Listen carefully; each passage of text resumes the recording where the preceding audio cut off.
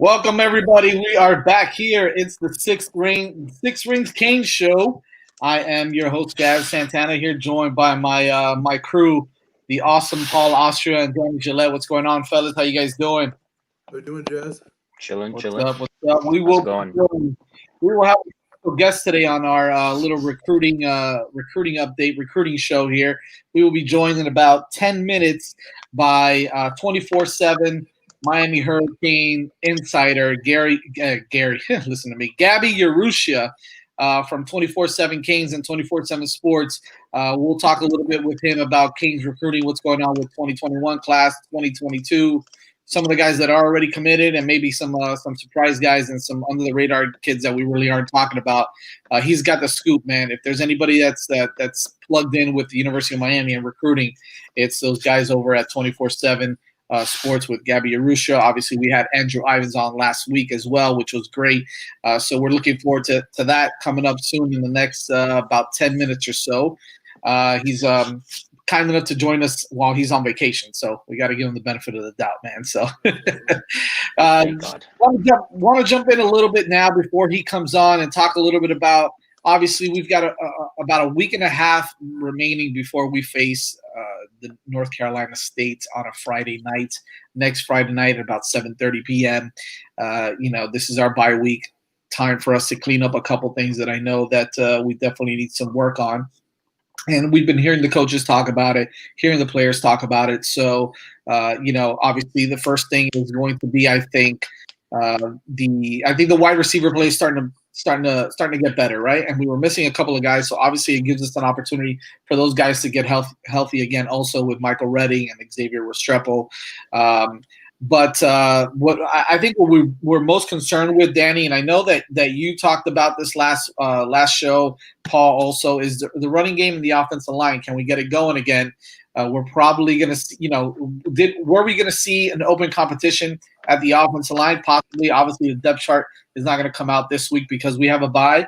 We'll see what's going to happen next Monday as the depth chart does come out for the whole entire team. But let's start with you, Danny, on the offensive line and the running game. What do you want to see them kind of correct this week as we go into our bye week? I just want to see the running backs get involved. And like I said on Tuesday, I believe it was, if it means that they get involved in the passing game and they have a focus on that during practice, during this bye week, that would be huge. And then as far as the offensive line goes, at this point in the season, you want to get better for sure, but it's week 7. How longer are you going to be able to mask certain deficiencies? I think now, if I was a coach, I would definitely consider trying to find ways to kind of hide those deficiencies instead of getting better. Not to say not to get better, of course, but at this point in the schedule, I wonder, at this point, it is what it is as far as deficiencies go for the Hurricanes. And as far as the running game goes, I just want to see the running backs get involved. Like I said, if it is the passing game that they get involved in, great. If it's the running game and the line gets a push and the line can play strong, great. But, especially as we get into the tougher part of the schedule and in the second half of the season, to me, it's going to be, emphasizing what they do well, also just trying to hide the, things that they don't do well, because by now the things that they don't do well are probably going to be themes throughout the rest of the season. Yeah, I mean, look, they still need to get better on the offensive line. Sure. Of course, they're gonna.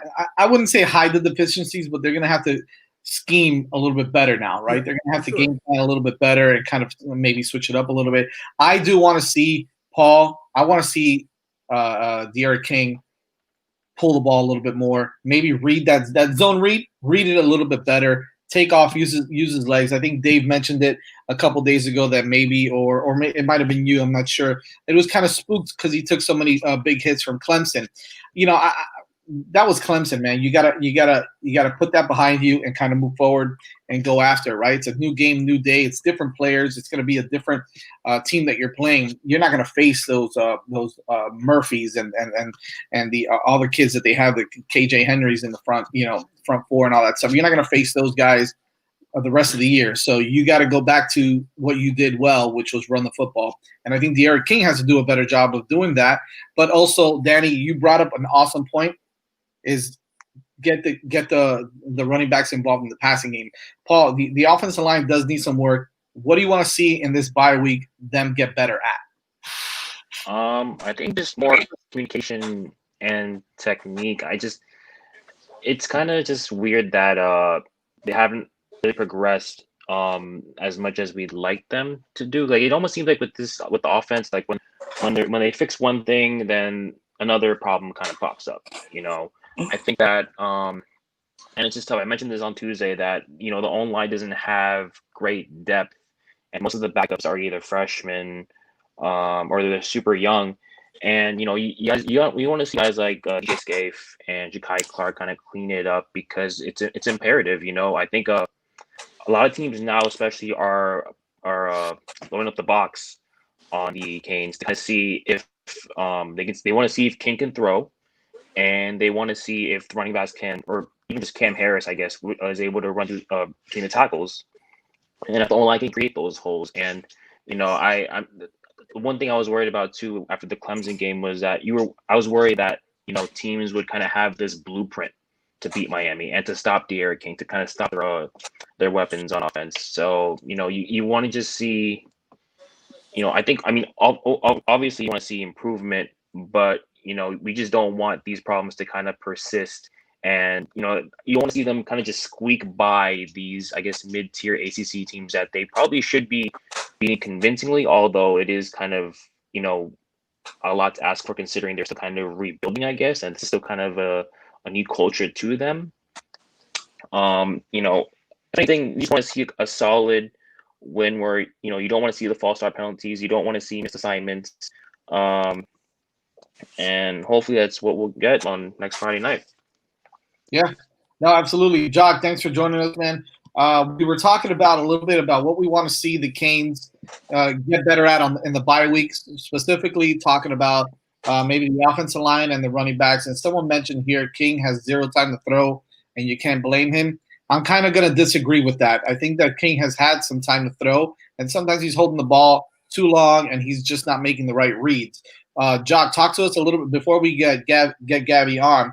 Talk to us a little bit about that and what you want to see them get better at on this bye week. Well, I want to see the receivers keep what they're doing. Harley can continue his production. I think King is holding on to the ball too long. I can't say the offensive line is playing bad because Jazz, me and you were at the game this past Saturday. And we had charted three out of the 5 sacks. He was holding on to the ball too long. Right. Like I said, King. I told people this at the beginning of the year. King's not the best passer. I think at Houston he was like a dual threat quarterback, and I don't think he's using his legs enough in the offense to help the offense out. I think the running lanes would be better. How many times I look over at you, Jazz, and say, "Hey, if he pulls the ball right there." So, too many times, yes, man. Too many times. King has to get more involved in the run game to help the running game.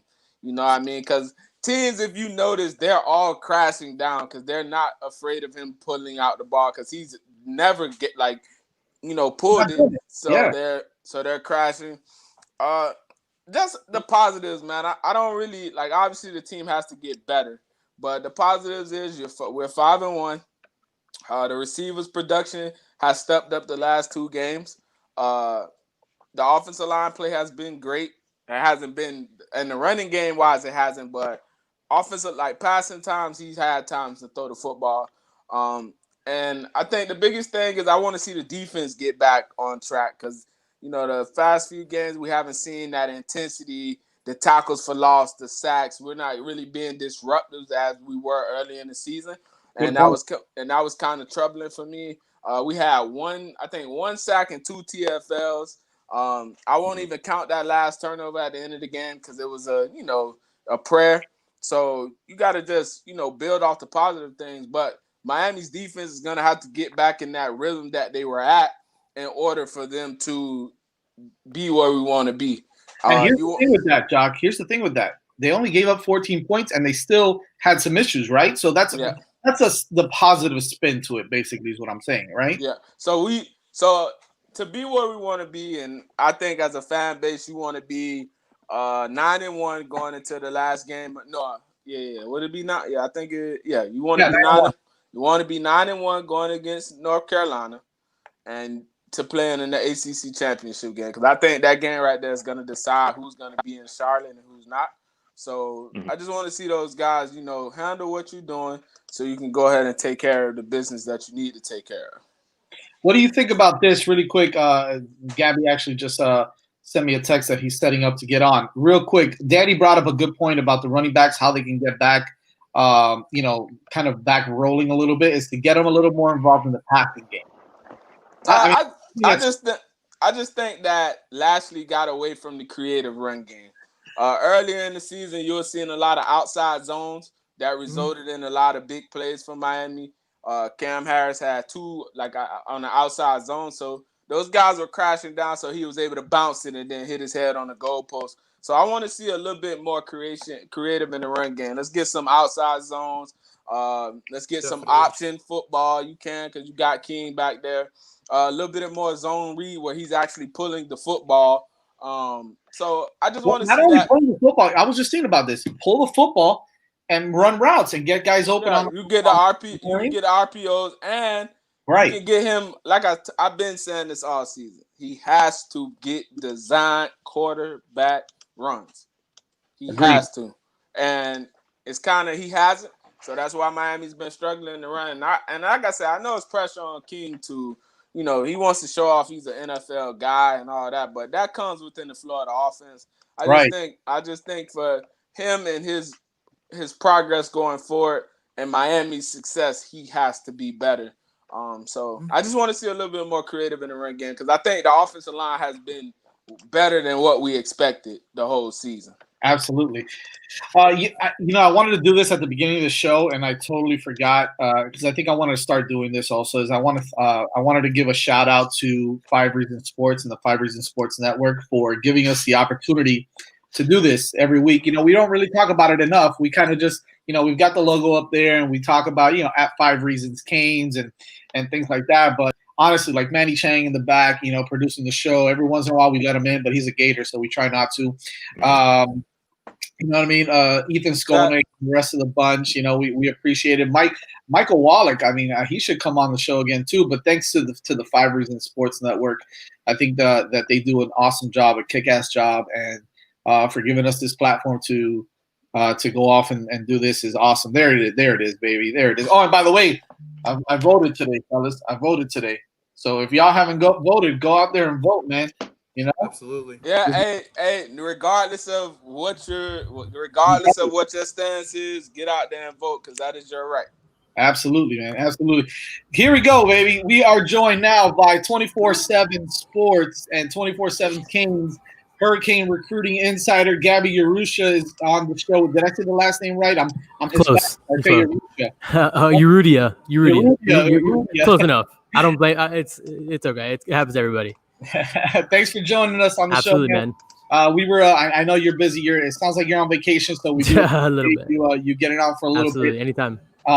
We're gonna go right into some recruiting notes. We were talking a little bit now about certain positions and what we want to see them and the Canes improve on during this bye week.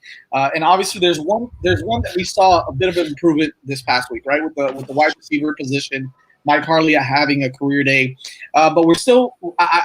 I think everybody can kind of agree with this. We're still kind of missing that big play guy, that guy that's going to stretch the field, get separation. I know Harley did a great job of it this past week. Mark Pope is kind of starting to get back in the rhythm. But let's right off the bat, guys that are committed right now, the 2021 class, like Romello Brinson, Jacoby George, Rashard Smith. Do you see any of these guys kind of being that impact guy that can go ahead and stretch the field and become that next Amon Richards, right? Because I feel like that's the last guy we saw that could really do something like that for the Hurricanes.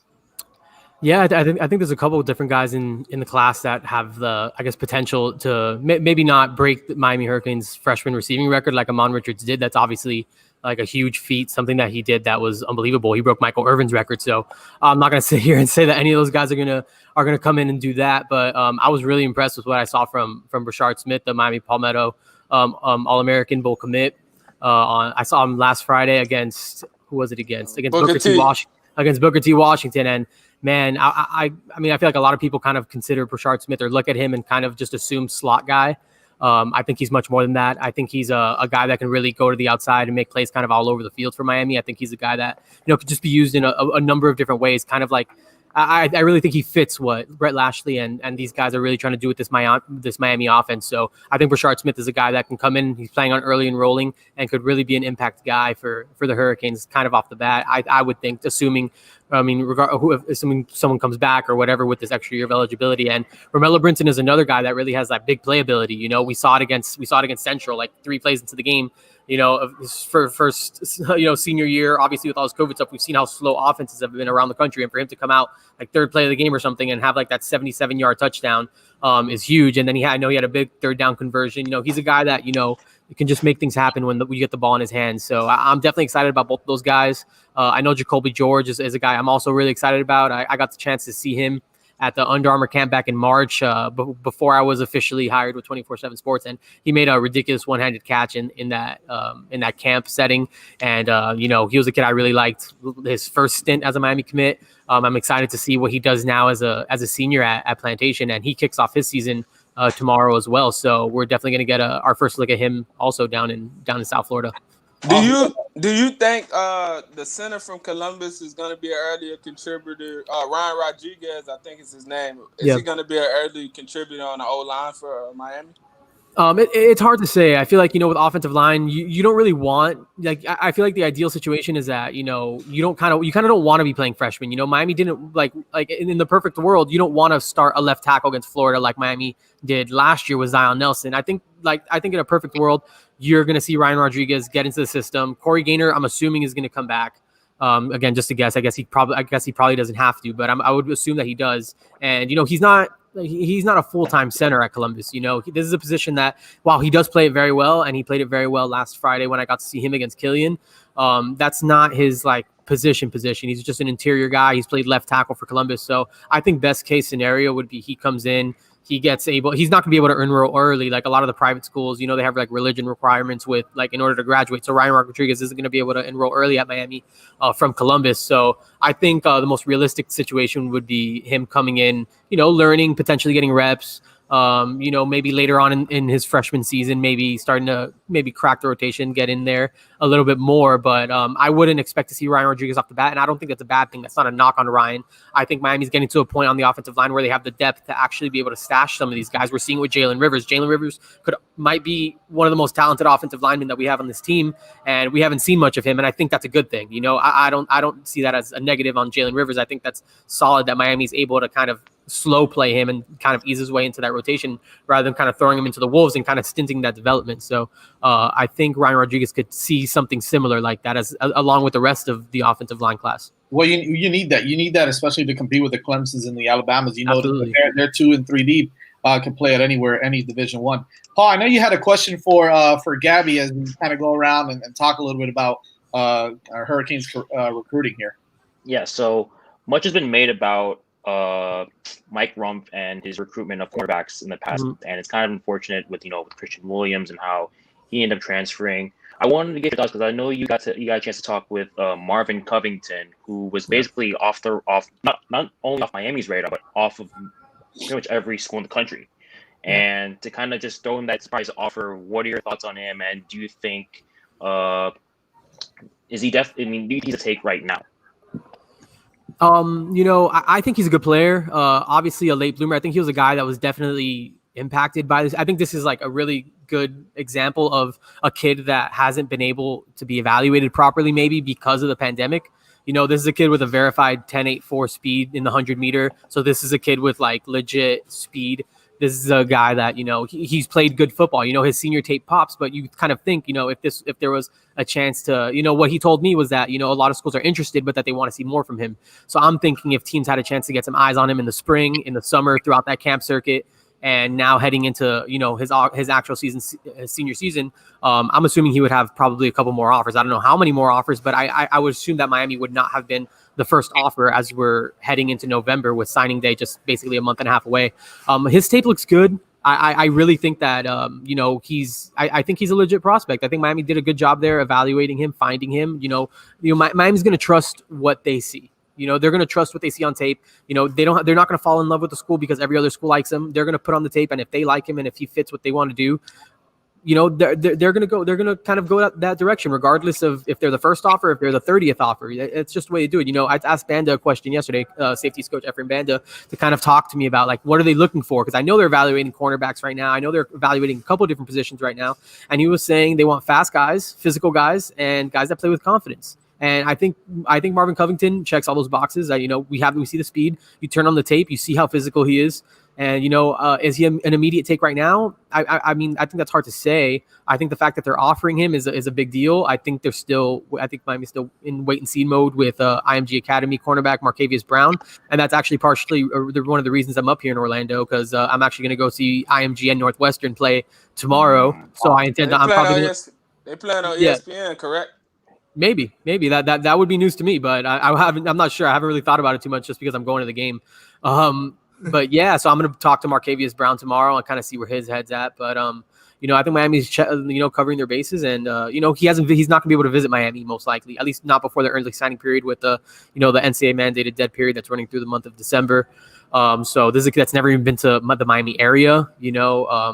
It would be hard to assume that he would decide to come even if he wanted to, just because I think there's so many things he could technically pay his way and, come see Miami if that was a real, like a serious option for him. I just don't know how that's going to happen, just between football season happening now and, still so many moving pieces and Miami having limited spots and I feel like there's just a lot in play right now that it's kind of hard to really think about that, if he would even commit at this point. And there's a chance other schools get involved, local schools get involved. He told me TCU and Texas A&M are some of the schools that have shown interest in him, but have yet to offer. He plays DeSoto, a top program in Texas on Friday or tomorrow. And they supposedly have a couple like Power 5 wide receivers on that roster. So if he has another strong game, who's to say Texas doesn't come calling? Who's to say TCU, Texas A&M pull a trigger there? So I feel like there's still a lot of moving pieces there, and still. Here's a good thing. It can't hurt that we're the first ones to offer him. So that's and you need those type of prospects in each class. A guy that is not on everybody's radar, but you snag him and he actually turns out to be one of the better players in your class. It happens every year, so it's just a good thing for Miami, and in just terms of their scouting department and how they're doing. Danny Gillette, I know you had a question for Gaby Urrutia. I do. Hi. So I've been watching film on Cameron Kinchins, and I've been really impressed with what I've seen. Yep. What do you think he can bring to this Miami program for the future? I've been really impressed with the way he flies the football. Yeah, I think that's one of the things that Miami likes most about Cameron Kitchens. I just think I feel like, when you kind of look at the way Miami's kind of approaching the way that they're recruiting the defensive side of the ball, and the way that they've talked about it, a lot like basketball, Miami's really taking a positionless approach to the way that they're kind of building this defensive class and just kind of how they want to build their defense in general. And, that's what you see with a James Williams type guy who, is he a safety? Is he a linebacker? Is he both? That's the beauty of it. He can do it all. You can put him anywhere on the field and he's going to do his thing. Same deal with Chase Smith. I think Cameron Kitchens gives you a little bit of that versatility as well in the back end because, he's up to over 200 pounds. So he could potentially play in the box if he really needed him to. And who knows what he's going to look like in 3 years with David Feely. That's that he's, 5'10", 5'11", 205 right now as a high school senior and, without the facilities, without the nutrition programs and all that stuff. So who knows what Cameron Kitchens even develops into, and he still carries all his weight really well and still moves really well and shows all those attributes that you mentioned. So I think he brings exactly what Miami's looking for, just the versatility, a guy that you can kind of put him in a multitude of different situations and he's going to be able to respond well and give you some solid snaps and just quality snaps, which is definitely important. I was impressed with Kitchens, though. I like his ability to play center field at safety. Yep. And I think he'll probably be like Miami's, Ed Reed type player. Probably not, we can't compare him to Ed Reed, but as far as we haven't had a safety like that in a long time where we're just like, well, then he can break on the football and make plays in the secondary like that. Absolutely. Gabby says we have about 5 minutes left. I kind of want to do some rapid fire with you on filling up the 2021 class and talking about maybe some flips, some surprises maybe in 21, and even what the outlook would be for 2022 right now. I know it's still early, but early signing day is coming up soon for 2021. Filling out the rest of the class, what do you see the Canes doing for? Well, they got maybe a couple spots with a guy like Mason Smith, who's obviously a kind of a long shot right now, but what are we seeing there to fill out the rest of the 2021 slot?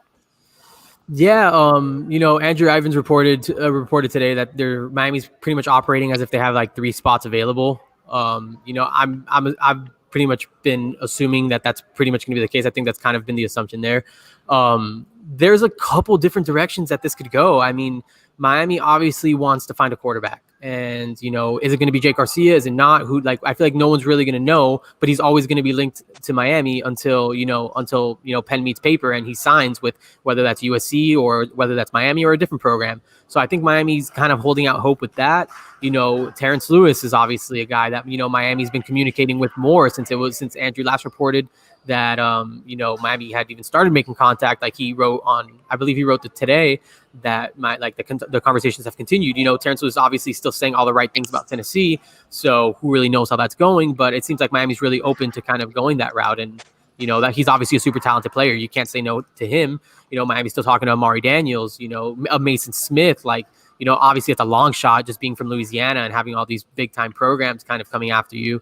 You want to save a spot for a cornerback. You got Marcavius Brown. Do you want to keep going with Marvin Covington? I mean, that's a big offer. Like that's like a pretty, to offer someone this late into the process it's kind of a big deal. So that Marvin Covington offer, it definitely is a monkey wrench. So I just feel like there's a lot of different ways. There could still be an offensive lineman.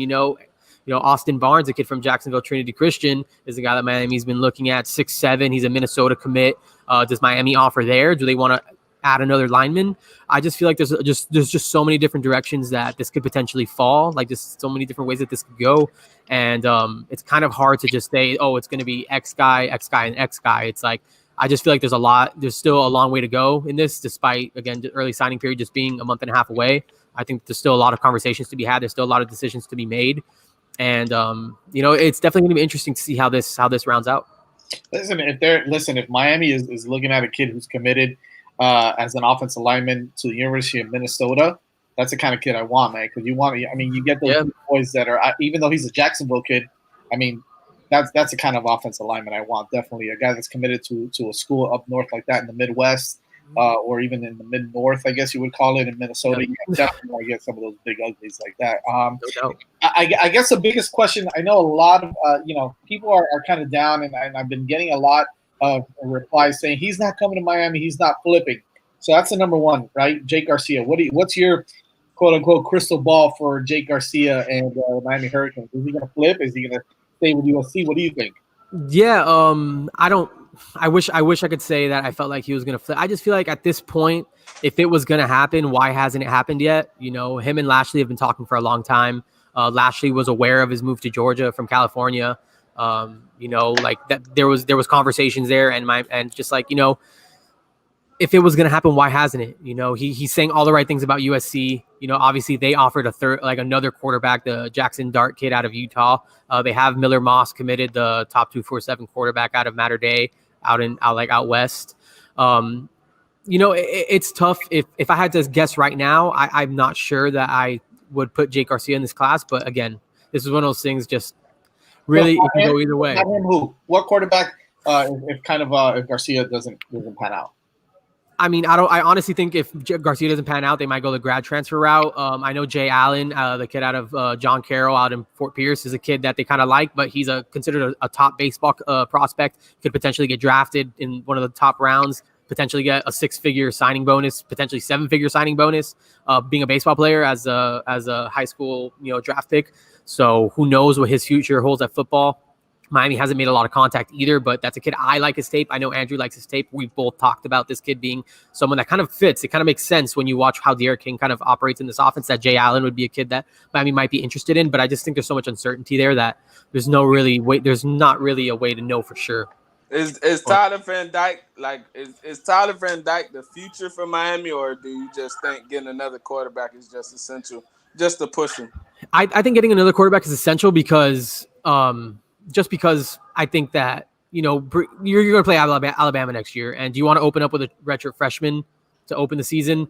Not too sure about that. I think Miami would like to get an experienced arm there to at least push at the very least. Derek King maybe comes back. Who knows? But I think Miami would like to get another experienced arm there if Derek King chooses not to come back. Yeah, I mean, we'd love to have you on the show again, man. We gotta wrap this up, but we truly appreciate you coming on. Some really great recruiting stuff there. Definitely, I think next time we'll try to do like a half hour to an hour show with you because I don't think this will end. I mean, this everybody loves it. So where can they find you? Kind of tell them where they can find you. I know you got a podcast as well. Give them a little info on that. Yeah, so you can find me on Twitter. It's at Gaby Urrutia 22. You can also find my work at InsideTheU.com. That's just the Miami Hurricanes 24/7 sports site. We're publishing a whole mess of stuff. I have something that I'm cooking up right now. Probably when I get back to my room and I'm able to finish that up, and I should have something coming tomorrow on Miami's top targets. A lot of the conversations we're kind of having now, just kind of putting that into words, maybe diving in a little deeper. So definitely look out for that. And yeah, I also do the Storm Search podcast. It's a part of the Big Three Roll Up Network, and you can catch me on that. We usually record Monday nights, drop Tuesdays, and it's always just a lot of fun talk and maybe not a lot of analytical stuff from my end, just a lot of just like me being me and just a lot of personality and stuff like that. So that's always cool. Awesome, man. Yeah, that's the best. Again, thank you so much, Paul, Danny, Jock. Thank you guys for joining the show. We will kind of catch you on the other side next week as we break down depth chart and go into NC State as well. Again, Friday night game too. Yes, Friday night game. So we'll be on early next week. Thank you, Gabby. Thank you, the crew, and we'll see you guys next time. Thanks for listening to the Six Rings Canes show. Go Canes. Thank you, guys.